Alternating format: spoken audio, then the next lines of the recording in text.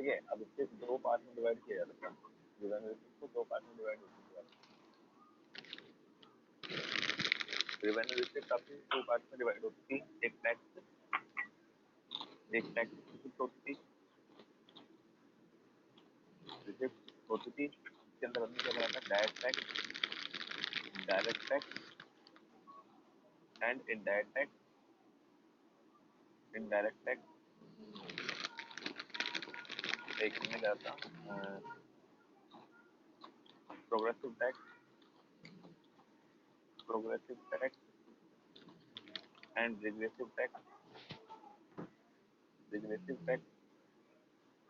और हमने third one करा था बेटा स्पेसिफिक टैक्स एंड वैट। ये तीन टॉपिक मैंने करा दिए थे आपको, ठीक है। आज मैं आपका करूँगा नॉन टैक्स, क्या करूँगा, नॉन टैक्स। तो थोड़ा लेंथी टॉपिक है नॉन टैक्स वाला, इसके लिए मुझे थोड़ा पूरा चाहिए होगा सपोर्ट। नॉन टैक्स क्या होती है, ठीक है। तो बहुत आराम से आंसर कर रहे हैं। क्या रही है प्रियंका भाई, क्या आई है, आइए आइए। Yes sir. रजत आया भाई, रजत भी आया, ठीक है। अभी एक शुभम आया, आयुष है, आयुष कहाँ था भाई पेपर को,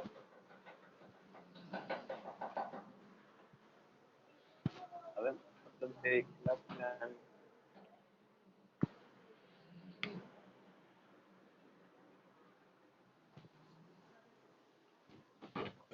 बेटा आज हम करेंगे नॉन टैक्स वाली। तो नॉन टैक्स रिसिप्ट के अंदर क्या होता है, इसके अंदर ध्यान से देखना। नॉन टैक्स रिसिप्ट क्या होती है, आयुष रिचार्ज, चल कोई बात नहीं, करा दूंगा रिचार्ज। देखो नॉन टैक्स रिसिप्ट करेंगे आज, तो थोड़ा सा मुझे बेटा पूरा बोर्ड की रिक्वायरमेंट होगी, इस तरीके से आप चार्ट बना लास्ट में, सारे टॉपिक हो जाएंगे ना। ये चार्ट ही आपको काम आएगा जब आप टॉपिक करोगे, ठीक है। ये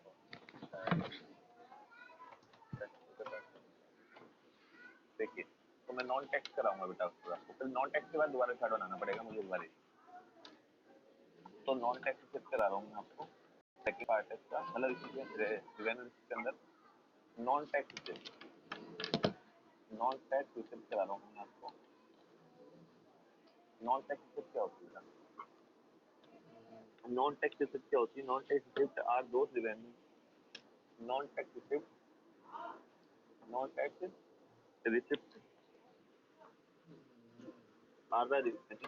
आर द रिवेन्यू, ये वो रिवेन्यू होता है, revenue earned by the government, earned by the government, by the government, ये बेटा गवर्नमेंट के थ्रू अर्न किया जाता है, गवर्नमेंट के थ्रू अर्न किया जाता है from source other than tax, from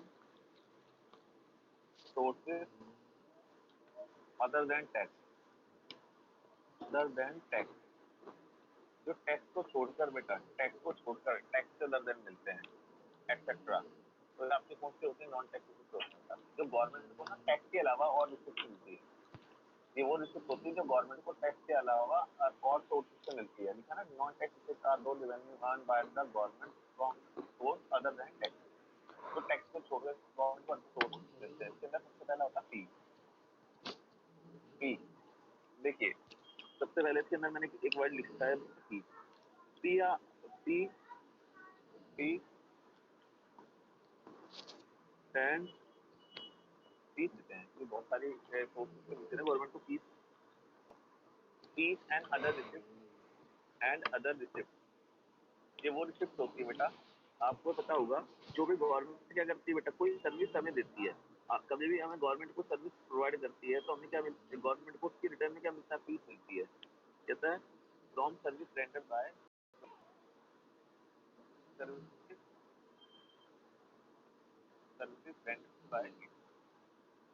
rendered by services rendered by the government, बेटा गवर्नमेंट कोई भी सर्विस हमको रेंडर्ड करती है, मतलब प्रोवाइड करती है, कहता है fees and other receipt from service rendered by the government, government ने कोई सर्विस हमें दी है तो उसके रिटर्न जो इनकम मिलती है इट इज ए फी। ठीक है, तो जैसे गवर्नमेंट हमें क्या देती है, अगर आप पासपोर्ट बनवाओगे कभी भी तो आपको पासपोर्ट के लिए फीस पे करनी पड़ेगी, पासपोर्ट फीस हो गई। ठीक है, पासपोर्ट के लिए आपको फीस पे करनी पड़ेगी। लाइसेंस बनवाओगे, जैसे आप ड्राइविंग का लाइसेंस बनवाओगे, लाइसेंस तो बहुत सारी लीकर का लाइसेंस अलग होता है ना, डिफरेंट टाइप्स ऑफ लाइसेंस होते हैं, तो लाइसेंस की फीस देनी पड़ती है ना। बर्थ है ना, या डेथ, बर्थ या डेथ की सर्टिफिकेट की फीस होती है, सर्टिफिकेट की जो फीस होती है बेटा ये आपको पे करनी पड़ती है। बर्थ और डेथ सर्टिफिकेट की जो फीस होती है, तो बेटा ये सारी सारी फी आती है। तो ये फी गवर्नमेंट इसके लिए आपको सर्विस प्रोवाइड करी पासपोर्ट की, then government want to income from you in form of fee. तो गवर्नमेंट किसी फॉर्म में अर्न करना चाहती है, किसी फॉर्म में अर्न करना चाहती है, तो सर इट इज ए इसमें फी। स्कूल ये फीस बेटा भी है? स्कूल फीस भी आएगी, इसमें स्कूल फीस भी आएगी। जो गवर्नमेंट स्कूल में गवर्नमेंट आपको स्कूल में फीस, कोई भी यार ऐसी चीज जिसमें गवर्नमेंट ने कोई सर्विस दी हो आपको और उसके रिटर्न में, अभी मैंने कल ऑनलाइन एक आधार कार्ड मंगवाया अपना, तो आधार कार्ड जो मेरा आया है वो आधार कार्ड अलग तरीके से आया, मतलब वो आप भी मंगवा सकते हो, 50 रुपये लगते हैं। तो मैंने देखा ना, अभी तक जो आधार कार्ड तो नॉर्मल था, उसे लेमिनेट करा के रखते थे हम लोग, ये ऑनलाइन वाला है जैसे लाइसेंस होता है, एटीएम कार्ड होता है, इस तरीके से आया है। थोड़ा अच्छा लग रहा है, वो देखने में भी इफेक्टिव है, थोड़ा फॉर्मल है, ड्यूरेबल भी है, लॉन्ग टर्म तक चलेगा वो। तो वो क्या होता है, उसकी गवर्नमेंट ने मुझसे 50 रुपये चार्ज करे, तो गवर्नमेंट ने सर्विस तो दी है भाई, मेरे घर तक कोरियर से पहुंचाया उसको, और प्रॉपर तरीके से बना हुआ है ना, एक प्लास्टिक में बना हुआ है वो बहुत अच्छी तरीके से। तो एक बेटा ये हो गया, ठीक है। एक होता है एस्टेट,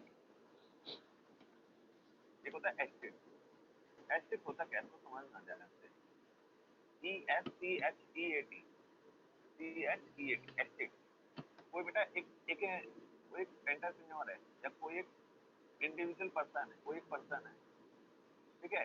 इसकी जो प्रॉपर्टी है, इसकी एसेट्स है, इसकी जो एसेट्स है, इसकी प्रॉपर्टी है, वो मान लो 100 करोड़ है, उसकी इंडियन रुपये के अकॉर्डिंग 100 करोड़ वर्थ है, बट इसका ना कोई पीछे नॉमिनी नहीं है, नो नॉमिनी, नो नॉमिनी।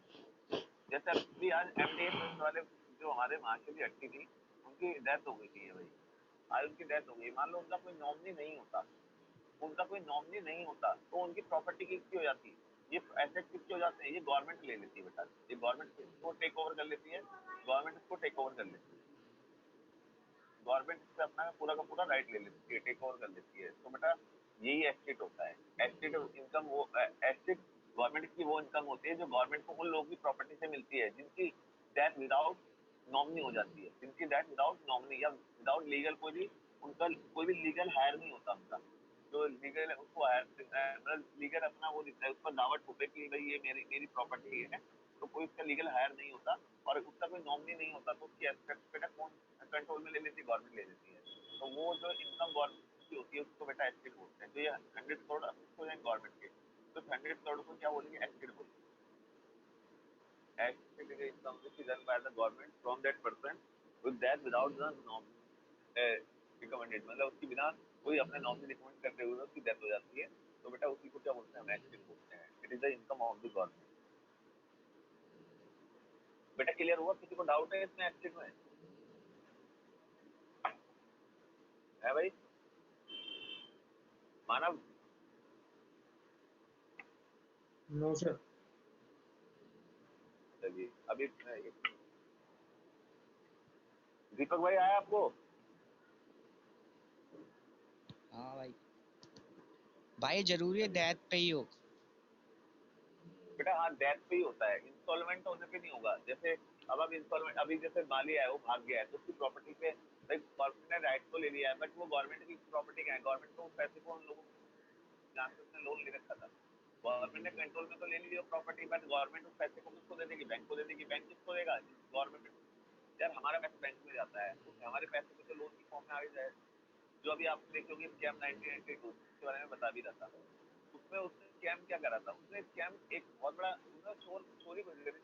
उसने बस एक इलीगल तरीके से बस यूज कर लिया था, उसने गवर्नमेंट का जो लीगल प्रोसेस है उस लीगल प्रोसेस को तोड़ दिया था उसने।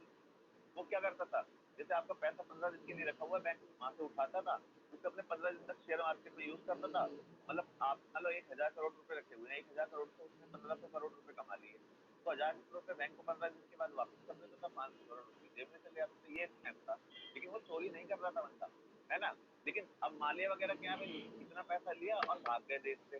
तो ये स्कैम होता है, मतलब वो भी स्कैम था, बट ये एक ऐसा स्कैम है जब तो उसको इमर्सन मेहता को हीरो बना दिया पूरी दुनिया ने कि भाई वो बहुत बंदा ग्रेट था। अगर वो इंडिया का फाइनेंस मिनिस्टर होता तो इंडिया की ग्रोथ रेट हाई लेवल की जा चुकी होती है, है ना।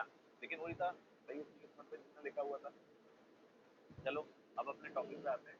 ये एस्पेक्ट का मतलब ये हो गया, ये उसके केस में होगा जब किसी की डेथ हो जाती है, जिससे कोई लीगल है मतलब नॉमिनी नहीं होता। और इसके अंदर आप लिखते हो जैसे grant, gift and grant. Government को बहुत सारे गिफ्ट के फॉर्म में बेटा गिफ्ट एंड ग्रांट। एक बच्चे ने बोला सर गिफ्ट तो समझ आ गया, ग्रांट क्यों लिख दिया आपने, ग्रांट क्या होता है। बेटा जैसे गिफ्ट तो हो गया जो एक जनरल पब्लिक ने किसी दूसरी कंट्री को, जैसे इंडिया के ऊपर कोई नेचुरल कैलेमिटीज आ जाती है ना, या कोई डिजास्टर आ जाता है, तो बहुत सारा डोनेशन मिलता है ना इंडिया को, इंडिया से फॉरेन से, तो वो इनकम किसकी हो जाती है, गवर्नमेंट की हो जाती है। ग्रांट का मतलब होता है जब एक कंट्री की गवर्नमेंट किसी दूसरी कंट्री की गवर्नमेंट को बेटा हेल्प के लिए पैसे देती है। तो कैश, तो कैश हो गया, कैश ग्रांट हो गया। तो कैश ग्रांट दिया जाता है in aid from foreign country, from foreign country, foreign foreign country. बेटा फॉरेन कंट्री से जो ग्रांट मिलता है, foreign countries and international organisation, and international organisation जैसे वर्ल्ड बैंक हो गया, वो भी तो हमारी हेल्प करता है। इंटरनेशनल ऑर्गेनाइजेशन ये बहुत सारे हमें हमारी हेल्प करने के लिए पैसा वगैरह देते हैं। वर्ल्ड बैंक हो गया, आईएमएफ हो गया, ये इंटरनेशनल ऑर्गेनाइजेशन भी बहुत सारा ग्रांट हमें देती है। और कौन देती है, जनरल पब्लिक देती है। जैसे ना अभी आप जैसे कोई जैसे दीपक मान लो 1000 रुपीज का क्या करा, किसी को दे दिया, डोनेट करा, तो डोनेशन में आएगा, ग्रांट में नहीं आएगा। लेकिन उस पैसे को इंडिया की गवर्नमेंट किसी दूसरी कंट्री को दे रही है तो ग्रांट हो जाएगा। पब्लिक एंटरप्राइजेस, पब्लिक एंटरप्राइजेस या गवर्नमेंट एंटरप्राइजेस डिस्काउंट ज्यादा से रहेगा। गवर्नमेंट एंटरप्राइजेस, गवर्नमेंट बहुत सी कंपनियों की ऑनर होती है। एंटरप्राइजेस भाई गवर्नमेंट बहुत सी कंपनियों की ऑनर है, गवर्नमेंट पे ऑनरशिप है, गवर्नमेंट की ऑनरशिप है बहुत सी कंपनियों पे, बहुत सी इंडस्ट्री के ऊपर। किसकी ऑनरशिप है बेटा, गवर्नमेंट की। जैसे इंडियन ऑयल, जैसे हो गया, इन सबके जो प्रॉफिट होते हैं, इनके एक्सेट्रा बहुत सारी कंपनियां डालती हैं, इनके जो भी प्रॉफिट होता है वो प्रॉफिट किसकी इनकम मानी जाती है बेटा, जो प्रॉफिट होता है वो प्रॉफिट किसकी इनकम होती है बेटा, वो गवर्नमेंट की इनकम, किसकी इनकम होती है, गवर्नमेंट की इनकम।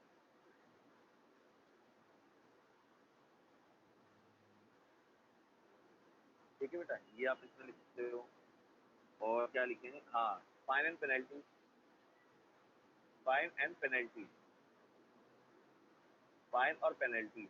कोई भी आप लॉ ब्रेक करते हो, कोई भी बेटा लॉ ब्रेक करते हो, तोड़ते हो, कानून तोड़ते हो, तो आपको पनिशमेंट के तौर पे, पनिशमेंट के तौर पे क्या पे करना पड़ता है, पनिशमेंट के लिए फाइन और पेनल्टी पे करने पड़ते हैं, फाइन एंड पेनल्टी। पता है 45 करोड़ रुपए अभी दिल्ली गवर्नमेंट ने अर्न करे किससे, मास्क के चलान से। लास्ट मंथ में दिल्ली के अंदर 45 करोड़ रुपीज दिल्ली गवर्नमेंट ने अर्न करे हैं, किसके थ्रू, चलान, मास्क के चलान के थ्रू। तो वो किसकी इनकम है बेटा, वो नॉन टैक्स होगी। ठीक है, पनिशमेंट मिलता है फाइन और पेनल्टी की फॉर्म, फाइन एंड पेनल्टी की फॉर्म में। अभी 2000 चलान हो गया है, तो भाई 2000 चलान हो गया है, तो कोई भी आप लॉ ब्रेक करो, कोई भी नियम तोड़ो, तो आपको पनिशमेंट के तौर पर बेटा फाइन और पेनल्टी गवर्नमेंट को देगी। तो these all are non taxable. आपको क्लियर हो गया होगा, तो जिस तरीके से मैंने बताया हो सब बच्चों को बहुत अच्छे से समझ आया हो। कोई बच्चा एक्सप्लेन करना चाहेगा तो कर सकता है। मैं भाई आगे मेरा बढ़ाता हूँ। फोर्थ वाला पॉइंट बता दो। फोर्थ वाला बड़े भाई ये है, जैसे आप ना सच गवर्नमेंट हो और आप किसी कंपनी के ऑनर हो, तो आपको यदि प्रॉफिट होगा, जैसे गेल हो गया, इंडियन ऑयल हो गई, है ना, इनके जो प्रॉफिट होते हैं, रेलवे ने इतना प्रॉफिट कमाया था अभी 10 साल पहले, तो वो प्रॉफिट है वो सारा का सारा किसकी इनकम मानी गई, तो गवर्नमेंट की इनकम मानी जाती है। जैसे आपने सुना होगा नवरत्न कंपनी, मैंने आपको पढ़ाई थी, है ना, तो नवरत्न कंपनी के अंदर जो भी प्रॉफिट होता है गवर्नमेंट के शेयर का, तो वो किसकी इनकम मानी जाती है, गवर्नमेंट की इनकम मानी जाती है ना। वो सारी इनकम किसकी मानी जाएगी, गवर्नमेंट की इनकम मानी जाएगी। अरे बेटा बात समझ में क्या बोल रहा हूँ, ये लिखा है देखो, गवर्नमेंट ऑनरशिप होती है बहुत सी कंपनियों की, तो उनके जो इंडस्ट्रियों के प्रॉफिट होते हैं वो बेटा गवर्नमेंट की इनकम होती है।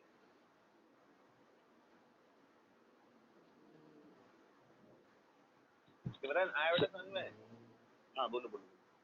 सर ये जो एसेट है, तो सर मान लो कि एमडीएच के सर अगर जो मालिक की डेथ हो गई और उसका कोई नॉमिनी नहीं है, तो सर जो गवर्नमेंट है वो उस कंपनी को आगे रन करेगी या प्रॉफिट लेके कंपनी वैसी ही बंद हो जाएगी?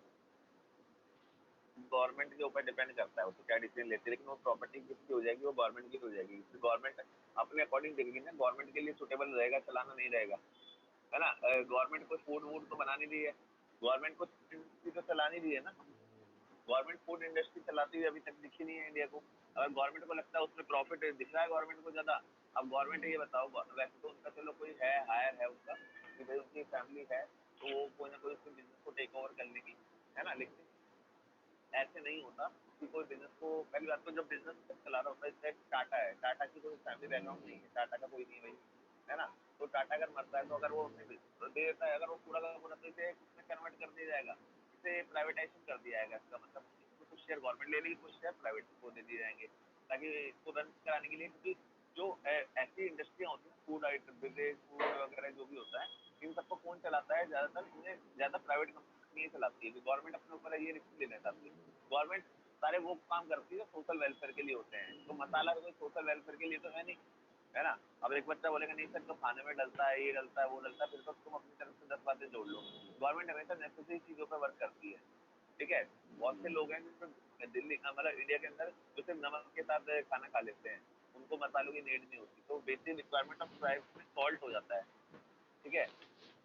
लेकिन आप कह सकते हो, लेकिन वही है, गवर्नमेंट कभी अपने ऊपर दिल्ली से मुझे लगता नहीं कंट्रोल होने लेगी, और ये गवर्नमेंट के ऊपर डिपेंड करता है कि गवर्नमेंट क्या करती है। भाई थर्ड पॉइंट बता देना एक बार। थर्ड पॉइंट है बेटा गिफ्ट ऑफ प्लांट। जैसे ना कोई भी कैश प्लांट मिलता है ना, जैसे एक कंट्री को दूसरी कंट्री की हेल्प के लिए देती है। जैसे इंडिया के अंदर कोरोना आ गया तो भाई फॉरेन कंट्री ने बहुत सारा हमें डोनेशन दिया, तो डोनेशन नहीं बोलेंगे, उसको ग्रांट बोलेंगे। और फॉरेन कंट्री हमको दे रही है ना पैसा, तो ग्रांट माना जाता है ना। अगर जैसे वहाँ का कोई एक नॉर्मल पर्सन हमको दे रहा है, तो बेटा वो डायरेक्ट मेरे अकाउंट में ट्रांसफर कर रहा है। इंडिया का जैसे अभी आर्मी में मरे नहीं थे हमारे, वो जवान शहीद हुए थे जब, है ना, उनकी सीआरपीएफ वाले थे, जो ब्लास्ट हो गया था, तो पुलवामा में हुआ था ना। हाँ शायद वही हुआ था। तो पुलवामा अटैक हुआ था, और मैं तो उस दौरान में बहुत सारा वही रिलीफ फंड बांटा गया था, मतलब रिलीफ फंड के लिए एक पेटीएम पे भी वो आ गया था, तो हमने भी उसमें भेजे थे पैसे, तो वो सीधा उनके अकाउंट में जा रहे थे, मतलब जो उनके लिए बनाया गया था, है ना। लेकिन अगर फॉरेन कंट्री से आ रहा है, फॉरेन गवर्नमेंट उनको देना चाहती है कुछ, तो उस समय वो ग्रांट कहलाएगा। अगर एक नॉर्मल पर्सन वहाँ पे डोनेट करते हैं उनको, तो हम लोग तो डोनेशन या गिफ्ट देते हैं। लेकिन अगर एक कंट्री दूसरी कंट्री को देती है, मतलब वहाँ की गवर्नमेंट देती है, तो वो ग्रांट में बैठ के यूज किया जाता है।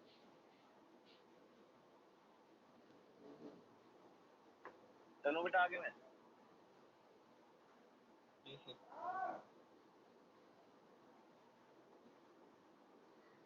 देखिए, तो बेटा टैक्स और नॉन टैक्स आपकी रेवेन्यू रिसीट कंप्लीट हो गई है। अब कैपिटल रिसीट कराना है, फिर एक्सपेंडिचर भी कंप्लीट कराना है, सारा कुछ कराना है। देखिए, तो रेवेन्यू रिसीट में क्या बताया मैंने आपको? रेवेन्यू रिसीट में मैंने दो चीजें कराई हैं आपको। रेवेन्यू रिसीट में बेटा मैंने एक बताया था एसेट, और एक बताई थी मैंने आपको लायबिलिटी जब स्टार्ट किया था, ठीक है। और इसके दो पार्ट में डिवाइड करे थे मैंने इसको, टैक्स एंड नॉन टैक्स। देखो इस तरीके से चार्ट बना लोगे तो आपको हमेशा याद रहेगा।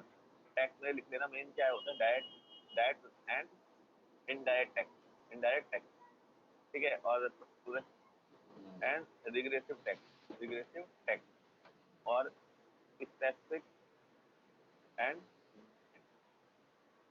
एंड वैट, ये टैक्स होते हैं, ठीक है। और इसमें क्या होता है बेटा, इसमें फी होती है, फी हो गया, ठीक है। एग्जिट हो गई, एग्जिट हो गई, ग्रांट एंड डोनेशन हो गए, पब्लिक एंटरप्राइजेस हो गई, पब्लिक एंटरप्राइजेस हो गई, गवर्नमेंट एंटरप्राइजेस हो सकते हो बेटा। इसके अंदर एक पर ध्यान रखना, काफी बच्चे डर जाते हैं, इन्वेस्टमेंट इनकम भी आती है इसमें। इन्वेस्टमेंट इनकम, जैसे गवर्नमेंट ने कहीं इन्वेस्टमेंट कर दिया, गवर्नमेंट को इनकम मिली है, डिविडेंड मिला है, प्रॉफिट मिला है, इंटरेस्ट मिला है। जब गवर्नमेंट को कोई भी डिविडेंड मिला हो, है ना, वो इन्वेस्टमेंट करने से तो मिलता है, डिविडेंड मिला हो, प्रॉफिट मिला हो, ना इंटरेस्ट मिला हो, गवर्नमेंट को कोई भी इंटरेस्ट मिला हो, वो उसके टच नहीं आते हैं, ठीक है। फिफ्थ पॉइंट मैंने आपको क्या बताया था लास्ट में, तो भूल गया मैं क्या था फिफ्थ पॉइंट, याद है फाइन आपको? And penalty. Fine and penalty, fine and penalty. तो आप बेटा ध्यान से आप नोटिस करिए, आप इस पूरे परफॉर्मा में अब आपको चार्ट पूरा फिनिश हो गया है, तो अब आप बहुत सिंपल तरीके से एक चीज नोटिस कर सकते हैं कि ये सारा का सारा पैसा गवर्नमेंट के पास आता हुआ दिख रहा है, तो जाता हुआ दिख रहा है गवर्नमेंट की तरफ से। एक लड़की बोल रही हाँ सर सर्विस भी तो दे रहे हैं हम, अबे सर्विस दे रहे हैं तो गवर्नमेंट सर्विस फ्री में कोई दे रही है, पैसे भी तो ले रही है। तो ये सारा का सारा जो पैसा है बेटा ये गवर्नमेंट के पास आता हुआ दिख रहा है, ये सारा का सारा पैसा गवर्नमेंट के पास आता हुआ दिख रहा है, तो गवर्नमेंट के एसेट्स क्या हो रहे हैं, इंक्रीज हो रहे हैं। गवर्नमेंट के एसेट्स क्या हो रहे हैं, इंक्रीज हो रहे हैं। अब गवर्नमेंट ने मान लो कुछ बोरो कर रखा है, गवर्नमेंट ने मान लो किसी से बोरो कर रखा है, तो गवर्नमेंट इस इनकम से उस बंदे को पैसा रिटर्न कर सकती है। जैसे मान लो मैंने आपसे 100 करोड़ अर्न कर रखे हैं, मैं गवर्नमेंट हूँ, मैंने 100 करोड़ आपसे क्या ले रखे हैं बेटा, उधार ले रखे हैं, तो आप मेरी लायबिलिटी हो। लेकिन इस इनकम से जब ये पैसा मेरे पास गवर्नमेंट के पास आएगा, तो इस 100 करोड़ से मैं आपके पैसे को रिटर्न कर दूंगा। तो पहले 100 करोड़ से मेरी लायबिलिटी थी ना, अब जब मैं आपको वो पैसा रिटर्न कर दूंगा तो मेरी लायबिलिटी क्या हो जाएगी, डिक्रीज हो जाएगी। मेरी लायबिलिटी क्या हो जाएगी, डिक्रीज हो जाएगी। मतलब इस रिसिप्ट से क्या होता है, ये रिसिप्ट से एसेट्स तो बढ़ते हुए दिख रहे हैं और लायबिलिटी कम तो हो सकती है बट इंक्रीज नहीं हो सकती, क्योंकि कहीं पे भी गवर्नमेंट यहाँ पे लोन की बात नहीं कर रही, गवर्नमेंट लोन ले रही है यहाँ पे, कहीं पे भी इसकी बात नहीं हो रही गवर्नमेंट लोन ले रही है या गवर्नमेंट कुछ ऐसा काम करे। हाँ ये पॉसिबल है, इस पैसे से गवर्नमेंट अपना लोन लौटा सकती है, लेकिन बढ़ा नहीं सकती। ठीक है, तो revenue receipt are those receipt which increase in assets और डिक्रीज इन लायबिलिटी, या you can say revenue receipt are those receipt which either create assets और रिडक्शन इन लायबिलिटी, जो एसेट को क्रिएट कर देता है और लायबिलिटी को रिडक्शन कर देता है, इट्स कॉल्ड रेवेन्यू। तो ये आपकी रेवेन्यू कौन बच्चा बताएगा बेटा, एक मिनट में पूछता हूँ जल्दी से, कोई बच्चा, लक्ष्मी बताओ बेटा।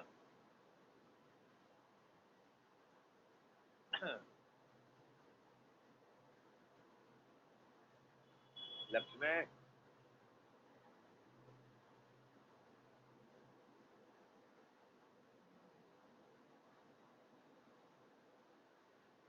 और कोई बच्चा बताओ बेटा।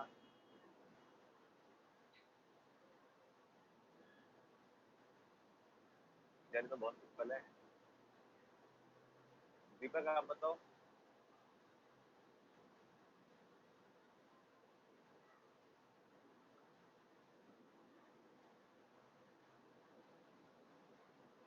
अगर मैं भी चुप हो जाऊंगा ना तो बहुत दिक्कत हो जाएगी भाई, बोले।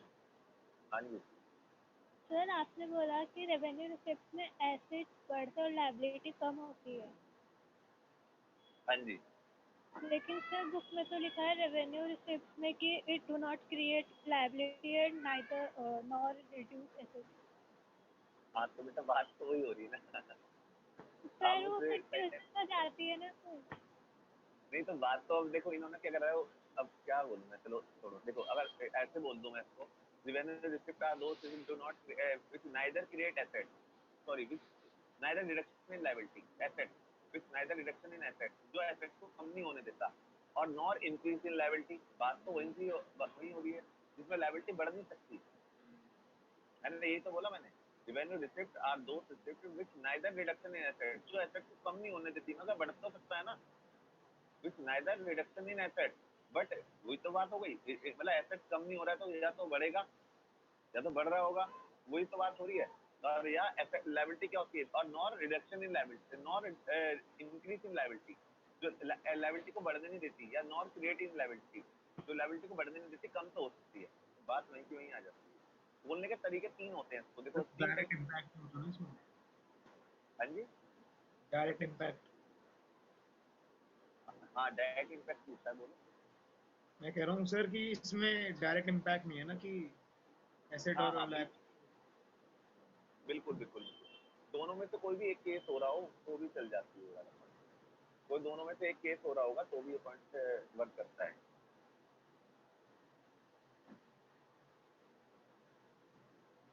बताइए यार जल्दी से बता दो मुझे, आगे पढ़ाना है, पता है अभी कैपिटल डिसिप्लिन पढ़ानी है और एक्सपेंडिचर को कंप्लीट करना है मुझे आपका।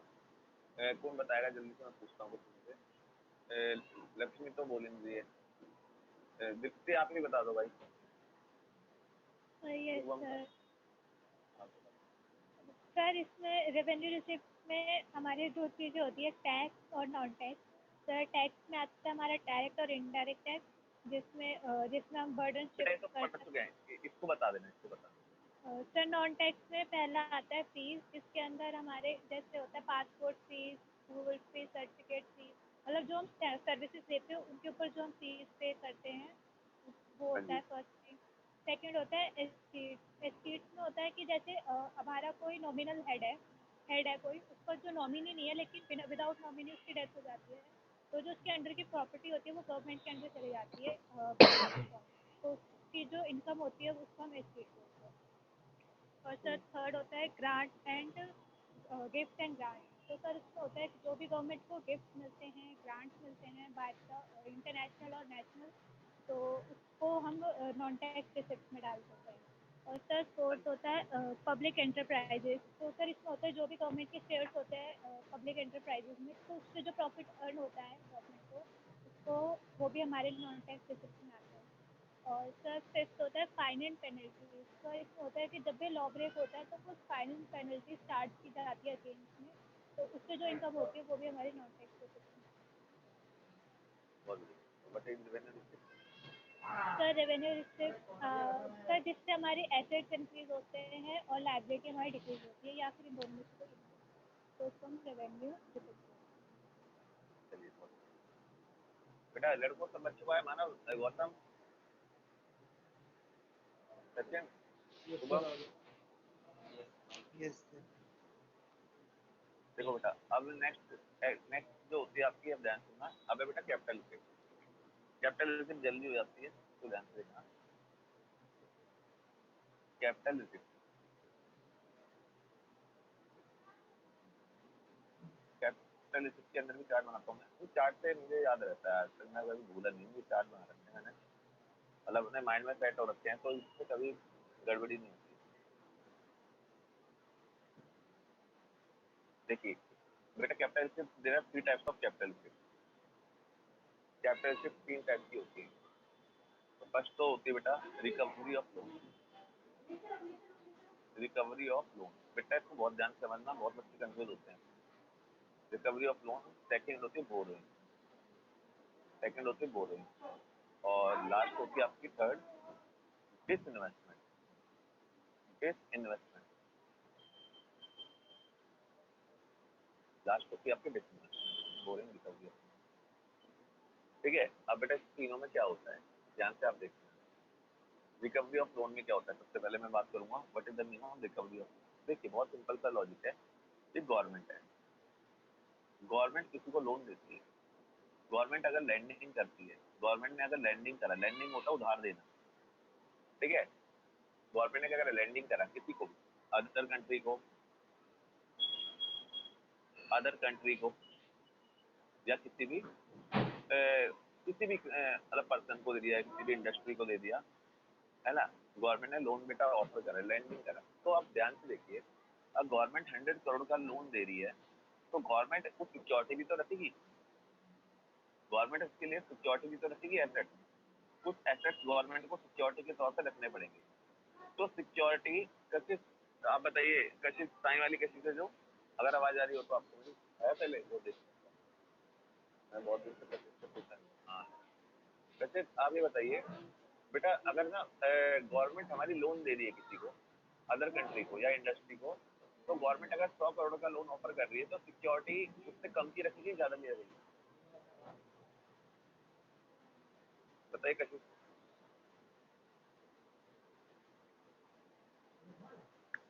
आप मैसेज में कर सकते हो, पूछिए, आप बताइए।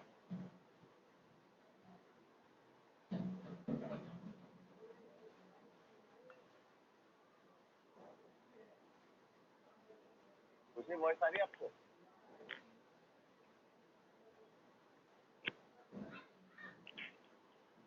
हेलो जी, यस सर। उससे मैं पूछ रहा हूँ, बताइए इसका क्वेश्चन आंसर कीजिए।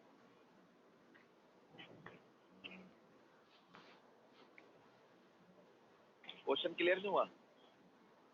सर शायद ज्यादा की रखेगी, ज्यादा की रखेगी। सर क्वेश्चन रिपीट करना। बेटा क्वेश्चन ये था कि गवर्नमेंट ने किसी को लोन दिया, अदर कंट्री को या किसी भी क्या कहते हैं इंडस्ट्री को, तो गवर्नमेंट जब किसी को लोन देती है, अगर मान लो 100 करोड़ का लैंडिंग करती है, तो गवर्नमेंट सिक्योरिटी इससे कम की रखवाएगी, ज़्यादा की रखवाएगी? सर ज्यादा की। तो गवर्नमेंट के एसेट्स क्या हो जाएंगे भाई? गवर्नमेंट ने अभी सचिन ने भी बोला है, किसी एक बच्चे ने बोला था कि सर ज़्यादा ही रखवाएगी, तो ज़्यादा ही रखवाएगी ऑब्वियसली। जब आप किसी को 100 करोड़ का लोन ऑफर करते हो, तो सिक्योरिटी के तौर पे आप उसकी 120 करोड़ की एसेट्स रखोगे, 120 करोड़ की एसेट्स रखोगे, तो आपके एसेट्स क्या हो जाएंगे? गवर्नमेंट के बढ़ जाएंगे। गवर्नमेंट के एसेट्स क्या हो गए? इंक्रीज हो गए, 20 से प्लस हो गए ना। तो 100 रुपये तो गए गवर्नमेंट के, और लेकिन 120 आए भी तो 120 क्या, ये एसेट्स आई है, एसेट्स आई है, तो 20 की एक्स्ट्रा एसेट्स आ गई है। लेकिन जब गवर्नमेंट अपना लोन रिकवर करेगी, गवर्नमेंट जब अपने लोन को रिकवर करेगी, रिकवरी ऑफ लोन, गवर्नमेंट ने कितने का लोन दिया था? 100 का। जब गवर्नमेंट 100 का लोन रिकवर करेगी, तो गवर्नमेंट को एसेट्स के लौटाने पड़ेंगे, गवर्नमेंट को एसेट्स क्या करने पड़ेंगे? उसके रिटर्न करने पड़ेंगे। गवर्नमेंट को एसेट्स 120 के उसके एसेट्स को रिटर्न करने पड़ेंगे, तो गवर्नमेंट की एसेट्स क्या हो जाएगी? कम हो जाएगी। तो गवर्नमेंट की एसेट्स बेटा क्या हो जाती है? कम हो जाती है। जब भी गवर्नमेंट किसी को लैंडिंग करती है, जब भी गवर्नमेंट किसी को लैंडिंग करती है, तो गवर्नमेंट की एसेट्स बढ़ जाती है। लेकिन जब गवर्नमेंट अपने लोन को रिकवर करती है, जब गवर्नमेंट अपने लोन को रिकवर करती है वहाँ पे, तो क्या होता है बेटा? गवर्नमेंट के उस कंडीशन में एसेट्स क्या हो जाते हैं? डिक्रीज हो जाते हैं। गवर्नमेंट को उस कंडीशन में एसेट्स क्या हो जाते हैं बेटा? डिक्रीज हो जाते हैं। बट सर लोन पे इंटरेस्ट भी तो मिलेगा। अब बेटा मैं वही बोल रहा हूँ ना, अब तुम इंटरेस्ट क्यों बोल लोगे कि अब ये तो पूछो कि सर 3 महीने के लिए दिया है, 4 महीने के लिए दिया है, बताओ। अगर आप इंटरेस्ट वाले पॉइंट को डालोगे ना, तो ये फिर उसके अंदर ना कैपिटल रिसिप्ट के अंदर रिवेन्यू रिसिप्ट को ले आओगे, क्योंकि मैंने इंटरेस्ट की बात वहीं पे कह दी है। वो इन्वेस्टमेंट इनकम होती है, उसको यहाँ पे देखा नहीं आता, क्योंकि ये आप यहाँ पे सिर्फ लोन की और सिक्योरिटी की बात करोगे। अगर आप उसमें रिटर्न की बात करोगे तो रिवेन्यू रिसिप्ट होगी। मैंने आपको पहले लिखा है नॉन टैक्स इंटरेस्ट के अंदर, मैंने लिखवाया था इन्वेस्टमेंट इनकम। इन्वेस्टमेंट इनकम नहीं लिखवाई थी अभी मैंने, प्रॉफिट इंटरेस्ट वगैरह लिखवाए थे, तो वो सब उसमें जाता है। उसको आप यहाँ पे कैलकुलेट करोगे तो आप फिर अपने टॉपिक को खुद कंफ्यूज कर लोगे। इसलिए मैं कोशिश कर रहा हूँ सिंपल तरीके से बताने की। अगर आप उसमें मतलब आप सिक्योरिटी डालोगे और मतलब 10 कंडीशन और मैं कर दूंगा ग्रेट, तो क्वेश्चन और ज़्यादा खिंचता चले जाएगा, ठीक है ना। लेकिन आप इंटरेस्ट वाला पॉइंट इसमें नहीं लेंगे, इंटरेस्ट वाला पॉइंट बेटा रेवेन्यू रिसिप्ट में जाता है। अगर आपको जो उसमें इंटरेस्ट वगैरह मिल रहा होगा वो उसको यहाँ पे कैलकुलेट नहीं करते, वो रेवेन्यू। तो बेटा आपके एसेट्स क्या हो जाएंगे? यहाँ पे डिक्रीज हो जाएंगे। तो जब आप ये रिकवर ऑफ लोन, अपने लोन को वापस रिकवर करोगे, तो आपके एसेट्स बेटा क्या हो जाएंगे? डिक्रीज हो जाएंगे। दैट्स व्हाई वी कॉल, इसे हम क्या बोलते हैं बेटा? कैपिटल एसेट बोलते हैं। क्योंकि इसमें हमारे एसेट्स, इस एसेट को मिलने से हमारे एसेट्स क्या हो जाते हैं? डिक्रीज हो जाते हैं हमारे, मतलब गवर्नमेंट। दूसरा केस होता है बोरिंग। गवर्नमेंट बेटा बोरिंग करती है, गवर्नमेंट बोरो करती है। किससे गवर्नमेंट बोरो करती है? गवर्नमेंट बोरो करती है किससे बेटा? आरबीआई से करती है। आरबीआई। जब आरबीआई से करती है, वर्ल्ड बैंक से करती है, you can say international organization, international organization, organization international organization में क्या क्या आता है? आईएमएफ आ गया, वर्ल्ड बैंक आ गया, ठीक है, वर्ल्ड बैंक आ गया, ठीक है, डब्ल्यूटीओ भी लिख सकते हो। तो बेटा इन सब से गवर्नमेंट लोन लेती है, और साथ साथ सबसे बड़ी एग्जांपल पब्लिक, इंडिया की पब्लिक से भी गवर्नमेंट लोन लेती है, डिबेंचर की फॉर्म में। किसी फॉर्म में लेती है? डिबेंचर की फॉर्म में लेती है। जब बेटा गवर्नमेंट किसी से, देखो गवर्नमेंट लैंडिंग करती है, गवर्नमेंट लैंडिंग करती है, तो गवर्नमेंट के एसेट्स क्या हो जाते हैं? बढ़ जाते हैं। गवर्नमेंट के जब लैंडिंग किसी को उधार देती है, अभी बता नहीं था, गवर्नमेंट जब किसी को लैंडिंग करती थी, गवर्नमेंट के एसेट्स क्या हो जाते थे? इंक्रीज हो जाते थे। तो गवर्नमेंट के एसेट्स इंक्रीज हो जाते हैं। बट जब गवर्नमेंट बोरिंग करती है, जब गवर्नमेंट खुद उधार लेगी, तो गवर्नमेंट को क्या होगा बेटा? गवर्नमेंट को अपने एसेट्स किसी और के पास रखने पड़ेंगे, तो गवर्नमेंट के एसेट्स तो कम हो जाएंगे, और साथ में लायबिलिटी क्या हो जाएगी? बढ़ जाएगी। गवर्नमेंट की लायबिलिटीज क्या हो जाएगी बेटा? इंक्रीज हो जाएगी। तो इस कंडीशन में गवर्नमेंट के एसेट्स क्या हो जाते हैं? कम हो जाते हैं, और लायबिलिटी क्या हो जाती है? बढ़ जाती है। क्योंकि आप किसी से उधार लेते हो, तो आपको अपने एसेट्स उसके पास सिक्योरिटी के तौर पर रखने पड़ेंगे, तो आपके एसेट्स तो बेटा क्या हो जाएंगे? डिक्रीज हो जाएंगे, और लायबिलिटी क्या हो जाएगी? इंक्रीज हो जाएगी। That's why we call capital to the borrowing. इसलिए बोरिंग को कैपिटल बोलते हैं, क्योंकि बोरिंग की रेट किसको करती है? क्योंकि बोरिंग की रेट करती है लायबिलिटी को, और एसेट्स को क्या करती है? रिडक्शन करती है। That's why we call capital, इसलिए इसको हम कैपिटल बोलते हैं। And last one is disinvestment. Disinvestment में क्या होता है? डिसइन्वेस्टमेंट के अंदर होता है कि गवर्नमेंट क्या करती है? गवर्नमेंट अपनी प्रॉपर्टी को, जो गवर्नमेंट एंटरप्राइजेस है, ये कंपनी थी, ये गवर्नमेंट कंपनी थी, ठीक है, गवर्नमेंट इंडस्ट्री थी, ठीक है जी, ये गवर्नमेंट इंडस्ट्री थी। गवर्नमेंट इसको सेल कर देती है, किसको सेल कर देती है? सर हाँ जी, सर ये बोरोइंग में एसेट हमारे डिक्रीज होंगे। हाँ जी, बिल्कुल डिक्रीज होंगे। आप मेरे सर से अगर अगर हम लक्ष्मी उधार बोलो। बोरो कर रहे हैं तो फिर वो एसेट इंक्रीज होगी और लाइबिलिटी भी इंक्रीज होगी।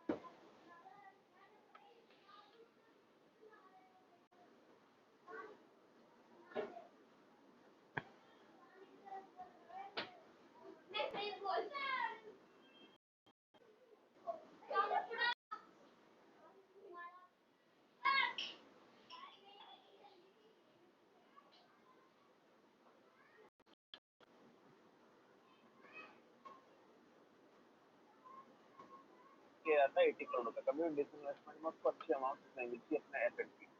डिसइन्वेस्टमेंट करने पर गवर्नमेंट को कभी सही अमाउंट नहीं मिलती। अभी माल्या का जो सेल हुआ है ना, बंगला है उसका, वहाँ पे मतलब उसमें गया है ना वो ऑप्शन में, क्योंकि उसी गवर्नमेंट जैसे माल्या ने उस पर लोन ले रखा था, उस बंगले के ऊपर लोन ले रखा था, पता नहीं कितने करोड़ रुपए का लोन ले रखा था, 80 करोड़ 90 करोड़ के आसपास का लोन ले रखा था। अब गवर्नमेंट उसको ऑप्शन में सेल कर रही है तो पता चल रहा है उसकी वैल्यू 40 करोड़ के आसपास है, लेकिन गवर्नमेंट ने कितने का लोन ले रखा था, उससे 80 करोड़ का लोन ले रखा था। तो ये प्रॉब्लम हो जाती है थोड़ी सी। तो कहने का मतलब है इसमें एसेट्स की वजह से बेटा कम हो जाते हैं, एसेट्स की वजह से बेटा डिक्रीज हो जाते हैं। तो कैपिटल इफेक्ट क्या होती है बेटा? कैपिटल इफेक्ट वो इफेक्ट होती है जिसमें एसेट डिक्रीज हो जाते हैं, लायबिलिटी इंक्रीज हो जाती है। तो capital effect are those effect which decrease in asset और इंक्रीज इन लायबिलिटी। जिसमें एसेट्स बेटा डिक्रीज हो जाता है और लायबिलिटी इंक्रीज हो जाती है, वो आपकी कैपिटल इफेक्ट होती है। आप समझ सकते हो, बहुत सिंपल सा मैंने चार्ट बना दिया है। Capital effect are those effect which neither increase in asset, you can say which neither increase in asset और नॉट रिडक्शन इन लायबिलिटी। देखिए बात वहीं की वहीं आ रही है, बोलने का तरीका अलग हो जाता है। Capital effect are those effect which neither increase in asset और not reduction in liability. Liability can be increase but not a decrease. Liability बढ़ तो सकती है बट घट नहीं सकती, तो that's why we call capital. तो these three are capital statements। समझ बताओगे? लक्ष्मी आप बताओ। भाई मेरे को एक बार फर्स्ट पॉइंट का इम्पैक्ट बता देना एसेट और लायबिलिटी का। वैसे बहुत सिंपल सा है यार, देखो अगर आप किसी को लोन दोगे समझ, तो आपने लैंडिंग मतलब होता है लोन देने, किसी को लोन दिया तो एसेट तो आपके पास आ गए उसके, नहीं जब आप अपना लोन अपना उससे वापस लोगे तो आपको उसके एसेट लौटाने भी तो पड़ेंगे भाई।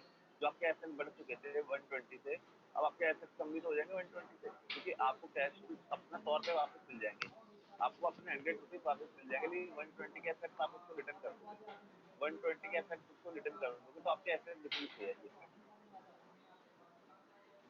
रिकवरी ऑफ लोन करने पर जब हम अपना लोन किसी से रिकवर करते हैं तो हम अपने एसेट बेटा उसको क्या कर देते हैं, हम अपने उसके एसेट्स को लौटा देते हैं। तो उस कंडीशन में जैसे अभी मैंने एक होम लोन लिया है, तो होम लोन लेने के लिए मैंने अपनी प्रॉपर्टी देखी 50 लाख की, वैसे उस पर लोन कितना मिला मुझे 40 लाख का। मेरी प्रॉपर्टी की वैल्यू उन्होंने वैल्यू देखी कितनी वैल्यू है, उसके बाद मुझे लोन दिया। हाँ भाई अब आगे बताओ बेटा, कोई बच्चा एक्सप्लेन करेगा तो।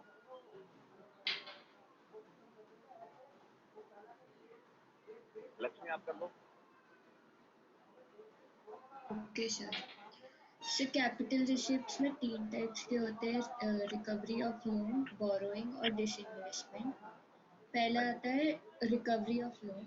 Recovery of loan means government if the government is lending loan to any organization या फिर कंट्री, किसी को भी अगर वो लोन लेंड करती है तो उसके लिए उसको गवर्नमेंट को सिक्योरिटी भी रखनी होती है, वो लोन से ज़्यादा होना चाहिए। As a result assets increase होते हैं, है ना सर? हाँ जी, लैंडिंग करने पर डिक्रीज हो सकते हैं। और फिर उसके बाद बोरोइंग, बोरोइंग में से बोरोइंग गवर्नमेंट बोरो करती है, सपोज फॉर एग्जांपल आरबीआई या फिर इंटरनेशनल ऑर्गेनाइजेशन से, तो उस टाइम में जो उनके एसेट्स होते हैं वो डिक्रीज हो जाते हैं और लाइबिलिटी इंक्रीज हो जाती है, बिकॉज कहीं ना कहीं पे उन्हें भी सिक्योरिटी प्रोवाइड करनी पड़ती है। हाँ जी, और फिर उसके बाद डिसइन्वेस्टमेंट। डिसइन्वेस्टमेंट मीन्स जब गवर्नमेंट सेल करती है एसेट उसके रियल प्राइस के में से कम वैल्यू में जब वो उसे इन्वेस्ट करती है या फिर मतलब सेल करती है, तो उस टाइम एसेट्स जो होते हैं वो डिक्रीज हो जाता है। हाँ जी, ऐसे डिक्रीज हो जाते हैं। और तो बेटा क्या बोलते हैं, और डिसइन्वेस्टमेंट। इस कंडीशन में एसेट डिक्रीज हो जाते हैं। तो कैपिटल एसेट की डेफिनेशन क्या होगी? सो कैपिटल रिसिप्ट की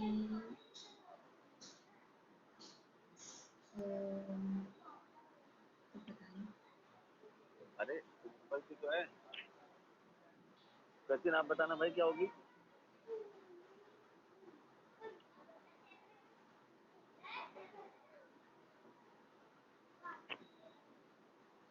सचिन नहीं पता? मानव आप बताओ। डिक्रीज इन एसेट्स और इंक्रीज इन लायबिलिटी। हाँ जी, और कोई बच्चा बोले यार थोड़ा सही से, मतलब तरीके से सर बोले। मैं बोलूं? हाँ बोलिए बेटा। Sir neither increase in asset और नॉर रिडक्शन इन लायबिलिटीज। हाँ जी, तो कैपिटल एसेट आपको इस तरीके से बोलनी है, capital asset are those with neither increase in asset और नॉन रिडक्शन इन लायबिलिटी। तो ये आपकी कैपिटल एसेट फिनिश हो जाती है। बेटा इसको रब कर रहा हूँ मैं।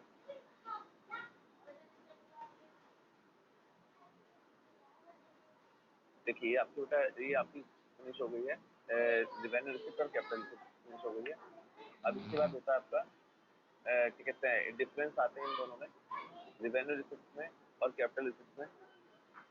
रेवेन्यू रिसिप्ट और कैपिटल रिसिप्ट में डिफरेंस आते हैं वर्सेस कैपिटल रिसिप्ट। और एक बात मैं आपको एक टॉपिक कराने के बाद बताऊंगा, ठीक है?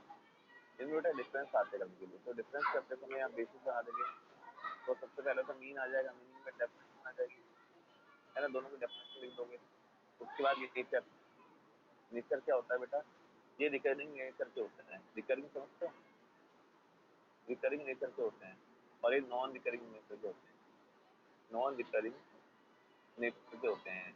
रिकरिंग नेचर क्या होता है, नॉन रिकरिंग नेचर क्या होता है? रिकरिंग नेचर ये बार बार करने पड़ते हैं। टैक्स ना गवर्नमेंट को बार बार मिलता है, ये नहीं कि एक वन टाइम आपने टैक्स दे दिया उसके बाद टैक्स भर ही नहीं रहे हो, ये आपको बार बार ये रिपीट करना पड़ता है। ये रिकरिंग नेचर का होता है। टैक्स गवर्नमेंट को बार बार मिलता है, फीस बार बार मिलेगी जब जब गवर्नमेंट सर्विस देगी, है ना।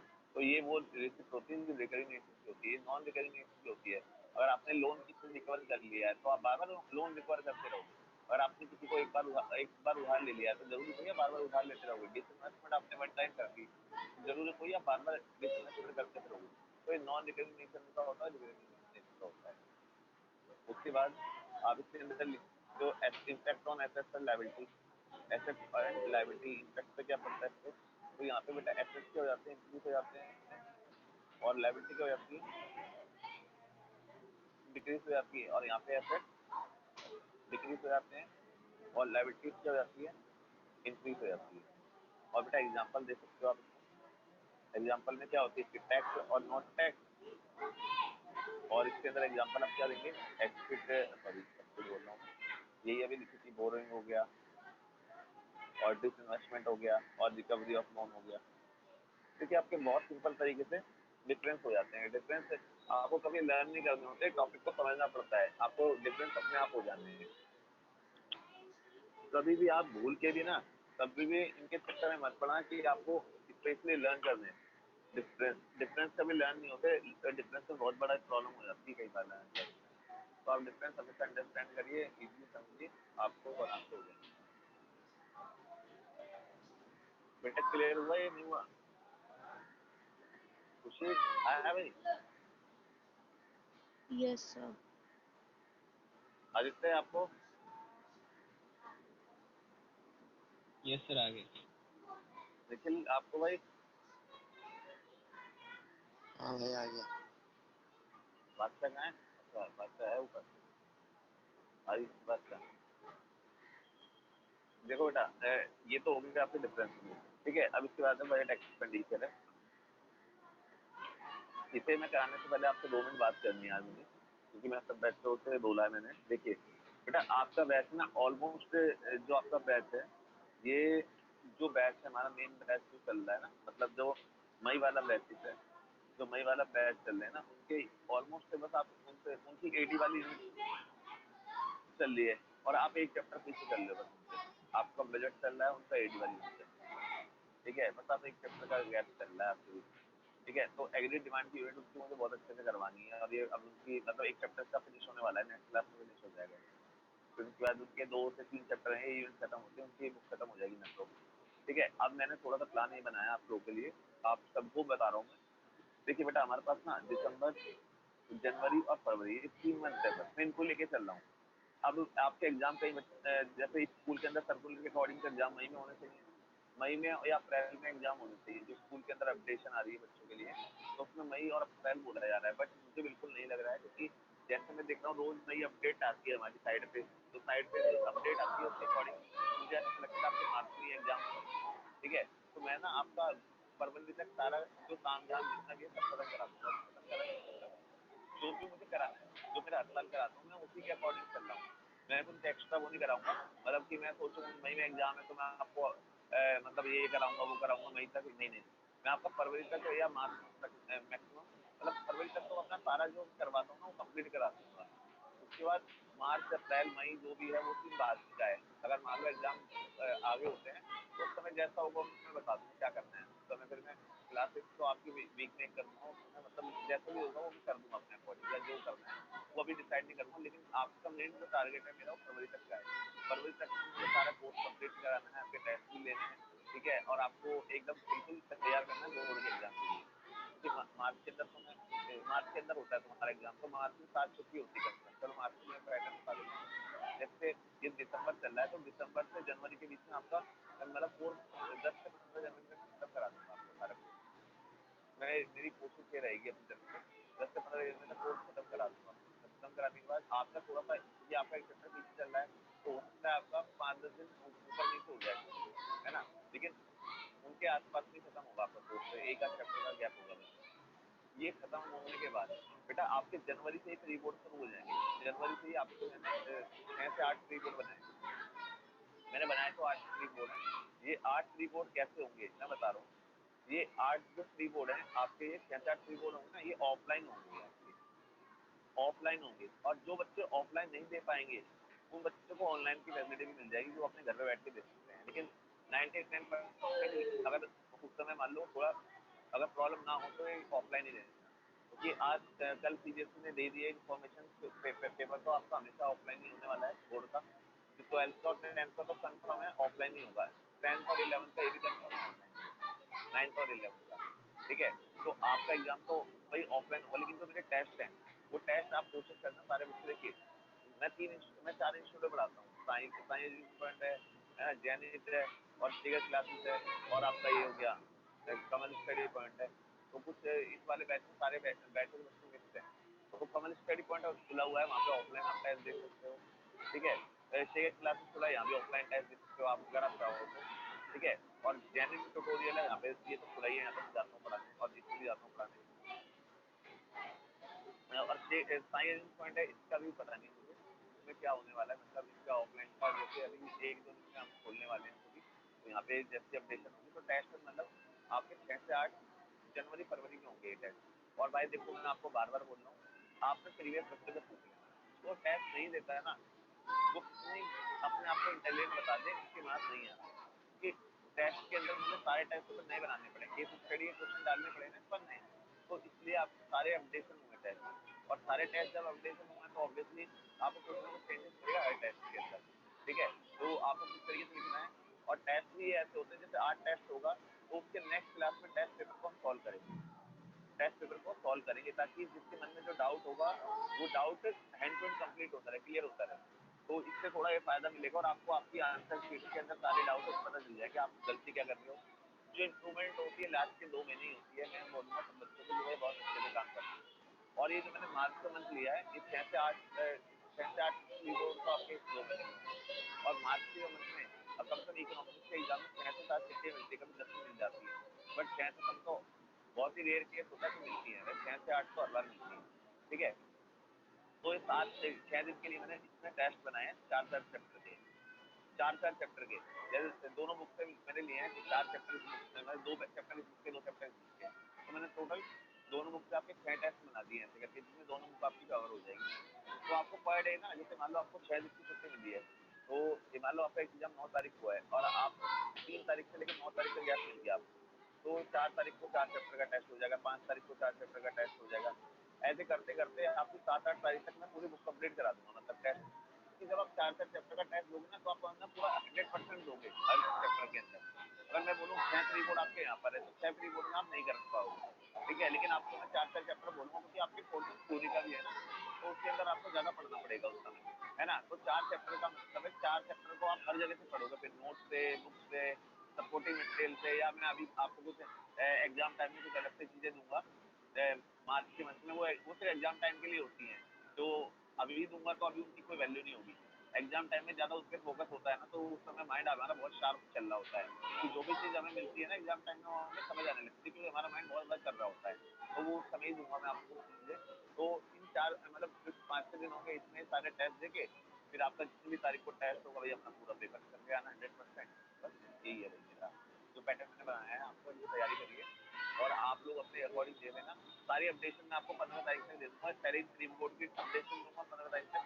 15 तारीख के बाद क्योंकि जनवरी से प्री बोर्ड होंगे आपके, और अगर सब कुछ सही रहेगा तो जनवरी के मतलब न्यू ईयर पे या जनवरी के फर्स्ट वीक में मैं इकोनॉमिक्स चैलेंज भी लूँगा, तो वो तो ऑफलाइन ही होगा, वो जो हर साल होता है, आपको पता भी होगा कुछ बच्चों को, और कुछ को नहीं पता होगा, तो जिनको नहीं पता है वो उन्हें पता चल जाएगा क्या होता है क्या नहीं होता, तो वो भी होगा एक आपका इकोनॉमिक्स चैलेंज, अगर सब कुछ सही रहेगा। लेकिन प्री बोर्ड तो 100% या 1000% होगा, क्योंकि बना दिए मैंने, है ना, और ये भी बना दिए मैंने टेस्ट, बस मुझे अपडेट देनी थी आपको थोड़ी सी।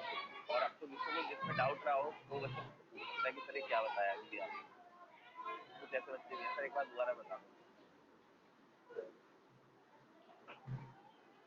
हाँ भाई ठीक है भाई, समझ आया बेटा यहाँ तक, लेकिन पल्ले पड़ी कुछ कहानी। हाँ भाई आ गया।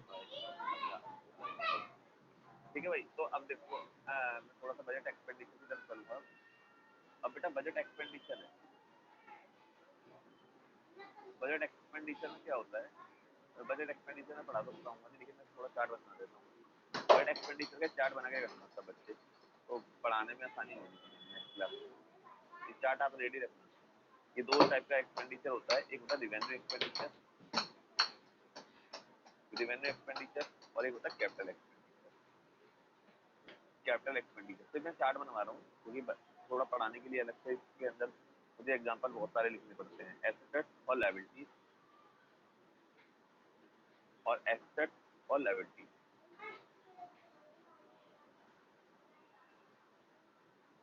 ठीक है जी। अब इसके अंदर बहुत सारे एक्सपेंडिचर होते हैं, ये मैं आपको नेक्स्ट क्लास में बताऊंगा। कल आपकी क्लास में पता है कल का टाइमिंग से बच्चों को? हाँ भाई। नो सर नहीं पता, बता दो यार ऐसा मत करे करो यार, तुम लोग ग्रुप में नहीं हो क्या? बेटा बताना कल कितने बजे टाइमिंग है?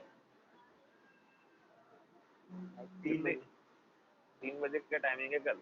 तो कल बेटा 3 बजे मिलूंगा मैं आप लोगों से, और 3 से 4 कल क्लास मिस मत करना, क्योंकि स्पेशली मैंने एक बैच की क्लास कैंसिल करी है तुम्हारे बैच की वजह, क्योंकि तुम्हारी क्लास मिस हो गई थी और मैं बिल्कुल नहीं चाहता। और हाँ, अब हर संडे आपकी क्लास हो करेगी, तो संडे को भाई कोई ऐसा टाइम अपना फिक्स कर लेना, मतलब जिसमें तुम सब मतलब कंफर्टेबल आ जाओ। मतलब मॉर्निंग का तो मैं भी नहीं रखूंगा थोड़ा आफ्टरनून का इवनिंग का, ताकि मैं भी अपने काम 3 बैचों की क्लास अपनी आपकी मतलब 12th की रहेगी क्लास, ताकि तुम लोग अच्छे से परफॉर्म कर सको भाई, है ना?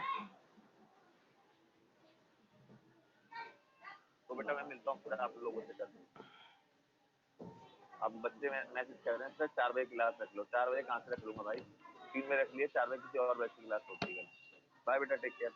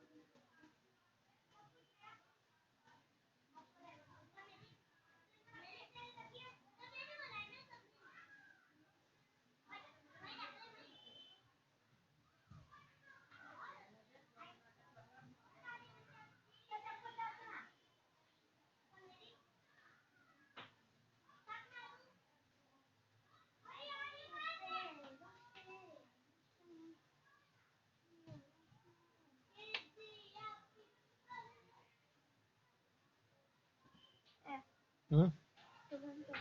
अरे मैं नहीं जा रहा भाई।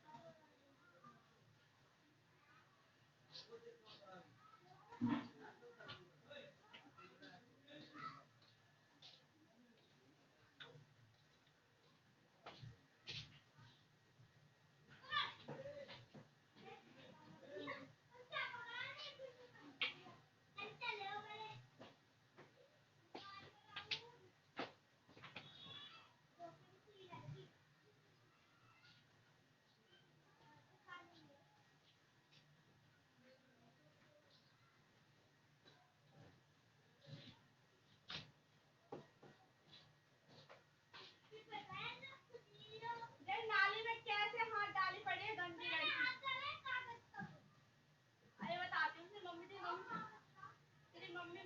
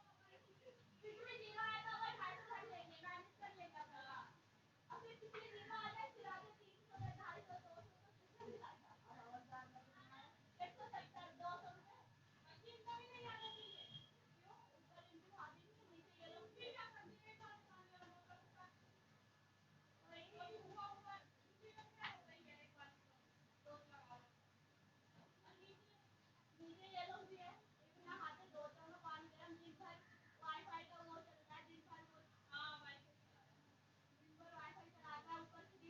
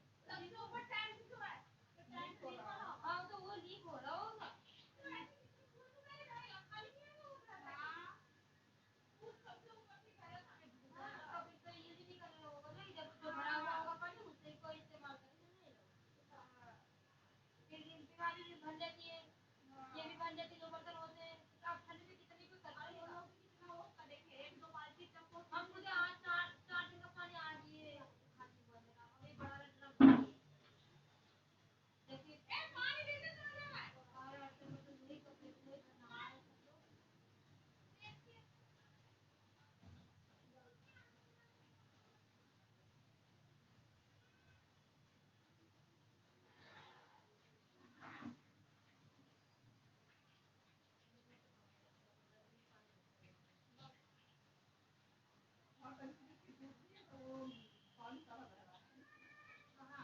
हाँ वहाँ पे तीन टूटी हुई थी एक तो पूरी टूट गई और एक में तो लपेट दिया है, दो में लपेट दिया एक में और निकलना पड़ा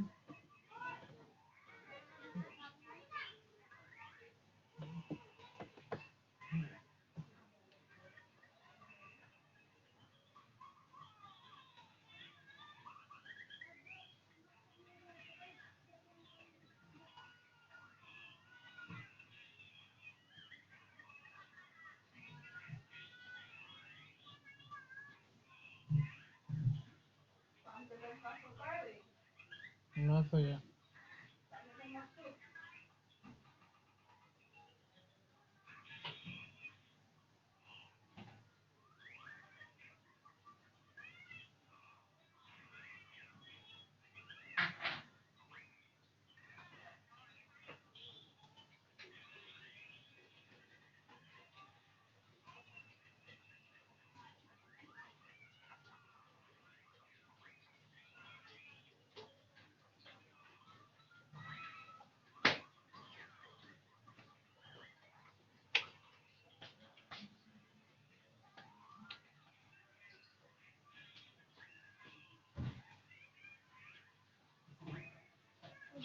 टाइम भी हो जाएगा था।